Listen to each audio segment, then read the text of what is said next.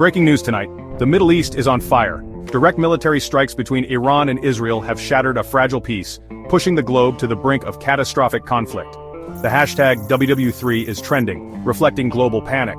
The UN Security Council scrambles for solutions while world leaders in Washington, Moscow, and Beijing work through the night. This is not a drill, this is open war. Sirens wail in Tel Aviv and Jerusalem as families rush to shelters. In Tehran, anxiety and defiance fill the air. On June 13, 2025, Israel launched a preemptive strike claiming it was to stop an imminent Iranian attack. Iran responded with a barrage of missiles and drones. Each explosion brings the world closer to a wider war. Years of shadow conflict have erupted into open warfare. The world is watching, holding its breath, as every update carries the weight of a potential global catastrophe. The stakes have never been higher, and the path back from this precipice grows narrower by the hour. The world as we knew it has vanished, replaced by the uncertainty of a new dangerous era. This violence is the result of years of escalating tensions and failed diplomacy. In early 2025, hopes were high as the US and Iran held direct talks, but negotiations collapsed when Iran refused to halt uranium enrichment. President Trump, after restraining Israel for months, signaled the end of diplomatic patience.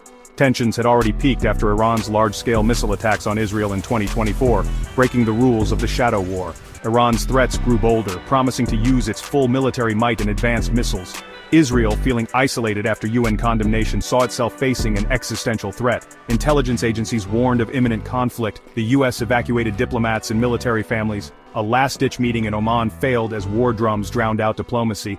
Israel launched its preemptive strike, claiming no other choice. In war, truth is the first casualty, and hope for peace quickly followed. The Iran-Israel conflict has sent shockwaves across the globe. Financial markets crashed as news broke. Investors fled to safe havens. Oil prices soared, with the Strait of Hormuz now a potential war zone, threatening global supply and fueling inflation. The economic pain is immediate: rising costs, market instability, and fears of recession. Protests erupt worldwide. Some support Israel, others Iran, but most demand peace. Leaders scramble. President Trump holds emergency meetings while Russia and China call for restraint but back Iran behind the scenes. Netanyahu remains defiant, vowing to defend Israel at any cost.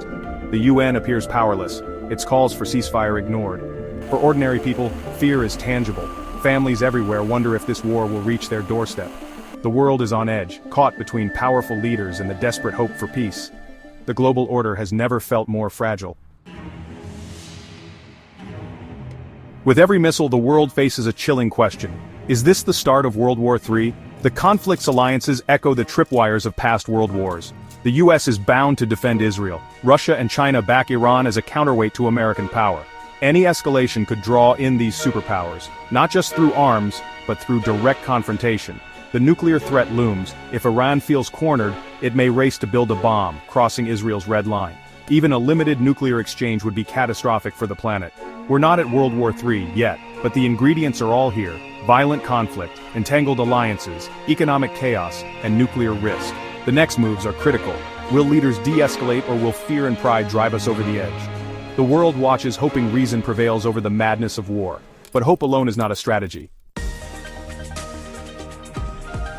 Humanity stands at a crossroads, the risk of global war terrifyingly real. Each strike and threat makes peace harder to reclaim. The momentum of war is relentless, trapping leaders and silencing moderates. Yet even now, hope must not be abandoned. The path to peace demands courage, not to fight, but to step back. Leaders must risk political fallout for global stability. Citizens everywhere must demand diplomacy, not destruction.